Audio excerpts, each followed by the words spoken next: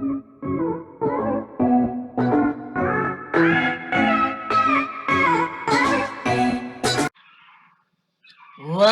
students, welcome to the second part of my video.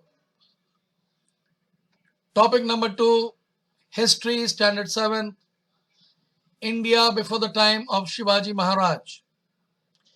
We have already seen different rulers ruling the different parts of India, especially Maharashtra. And the regions of Maharashtra, we saw Sultan Muhammad bin Tughlaq of Delhi, his army personnel revolting against him and forming a new kingdom called Vijayanagar and Bahamani kingdom. We also saw how Krishnadev Raya, who was a scholar, who wrote different books, ruled very nicely, and at last he died in the year 1530. We saw Bahamani kingdom emerging, where Hasan Gangu defeated the army of Sultan of Delhi, and this new kingdom came in, was Bahamani kingdom. Now we will see Muhammad Gawan. Muhammad Gawan was the chief wazir of Bahamani kingdom. He was a good administrator. He strengthened the Bahamani kingdom. He started paying soldiers their salaries instead of through land grants. He brought discipline in the army. He introduced many reforms in the land revenue. He opened madrasas at Bidar for Arabic and Persian studies. After the death of Muhammad Gawan, there was a split among the Bahamani Sardars. The conflict of Vijayanagar kingdom and adverse effect on the Bahamani kingdom. The provincial governors began to act as an independent king. Thus, there was a disintegration in the Bahamani kingdom into 5 small powers. Imad Shahi of Warad, Barid Shahi of Bidar, Adil Shahi of Bijapur, Nizam Shahi of Ahmadnagar, Qutub Shahi of Golconda. Now, my dear students, we will see the Mughal power, as I have already explained in the first part. Ibrahim Lodi was defeated. Babur came from Kabul. In 1526 CE, the Sultanate of Delhi came to an end. Mughal power was established there. Babur was the founder of the Mughal power. He was a king of Fargana in Central Asia, today's Uzbekistan. He heard the wealth of India, so he planned to invade India. Daulat Khan Lodi, the governor of Punjab, who has strained his relation with Ibrahim Lodi, invited Babur, and Babur readily accepted the invitation, and he invaded India, and he fought with Ibrahim Lodi, and Ibrahim Lodi was defeated on 21st April 1526 at Panipat. And now, why Ibrahim Lodi was defeated?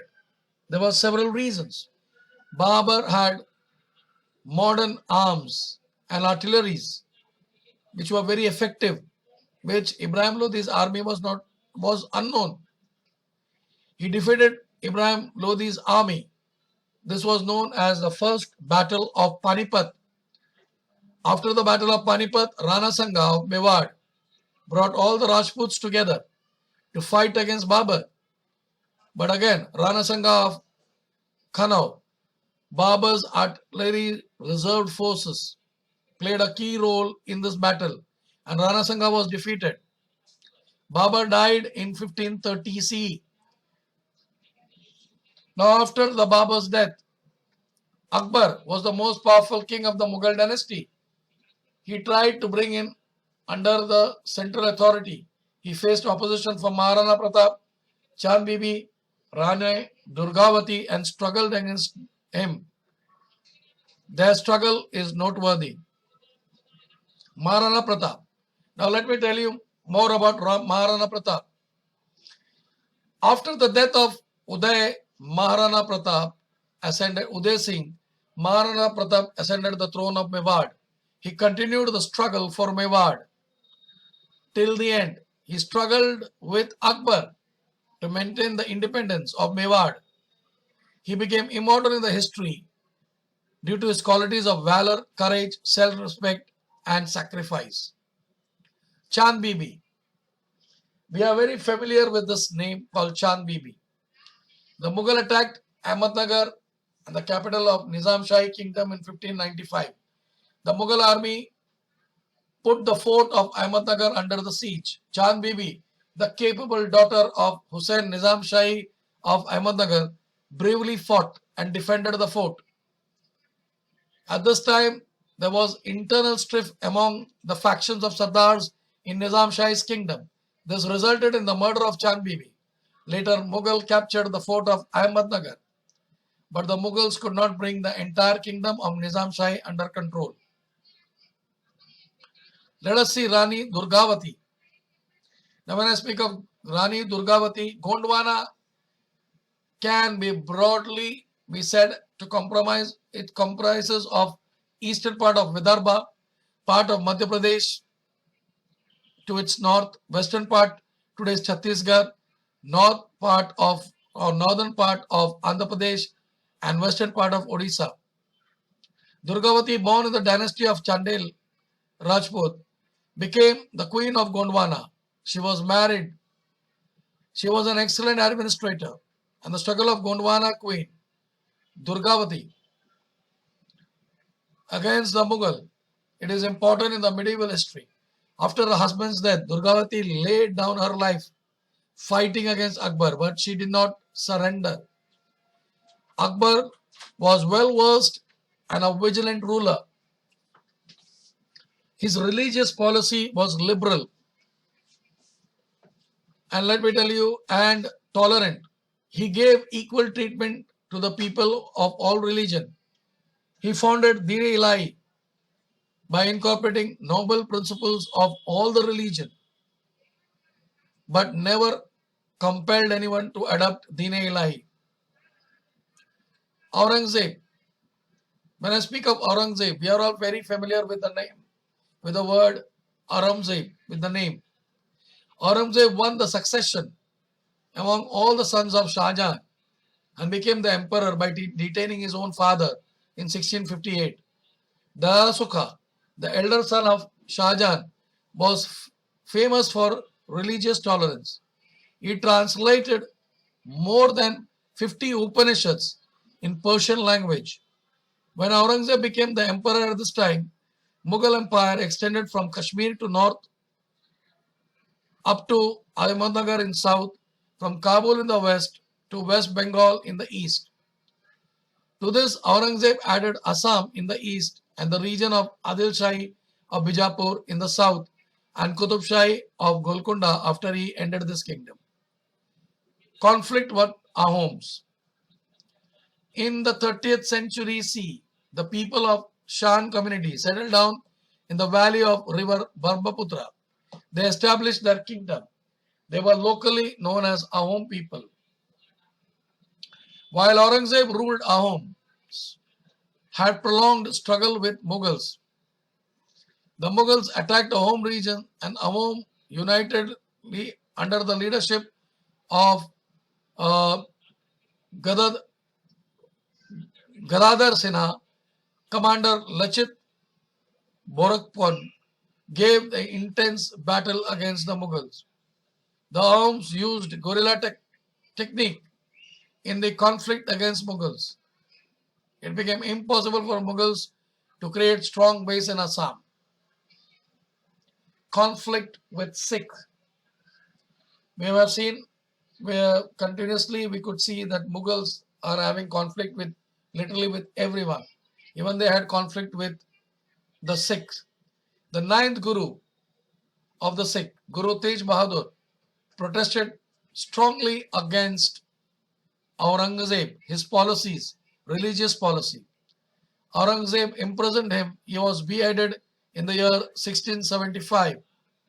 After him, Guru Gobind Singh became the Guru of Sikh. Guru Gobind Singh organized his followers. He encouraged the martial spirit. He organized the Sikh youth fighting force called Khalsa Dal. Their headquarters is at Anandpur. Aurangzeb sent his army to fight the Sikh. His army attacked Anandpur, although the Sikhs fought fiercely, but they did not succeed. Guru Gobind Singh came to Deccan in 1708 CE. There was an attempt on his life when he was at Nanded. Soon after, the Guru succumbed to his wounds. Now we can see how this Mughals had conflict with the Rajputs and how a Mughal king tried to establish friendly relation with the Rajputs. Akbar secured cooperation with the Rajputs with his policy of amicable relation. Aurangzeb could not obtain cooperation of the Rajputs. After the death of Rana Jaswant Singh of Marwad, Aurangzeb annexed the kingdom to the Mughal Empire. Durgadas Rathod crowned Jaswant Singh's minor son Ajit Singh, the king of Marwad. Durgadas Rathod fought hard against Mughals. Aurangzeb sent Prince Akbar to Marwad to crush the resistance of Durgadas. Prince Akbar joined hands with the Rajputs and rose against his own father Aurangzeb. An effort was made to seek help of the Marathas in Maharashtra. In revolt of Durgadas, Rathod continued the struggle against the Mughals for the existence of Marwad. Conflict with Mughals. We are very familiar with Shivaji Maharaj. You know, in Maharashtra, Swaraj was established under the leadership of Shivaji Maharaj. In his effort to establish Swarajya, Shivaji Maharaj fought against the Mughals too, along with the other armies. Aurangzeb came down to Deccan after the death of Shivaji Maharaj with the intention of conquering the whole South India, but Marathas offered stiff resistance to Aurangzeb and defended their independence. We shall study the struggle in the next chapter. So students, thus I come to an end of this chapter. Yeah, if you are the viewer for the first time, you are requested to subscribe the channel. If you like the video, please do like it. And if others are not aware of this channel, please do give awareness by sending the link. Thank you, and I wish you all the best for your exam.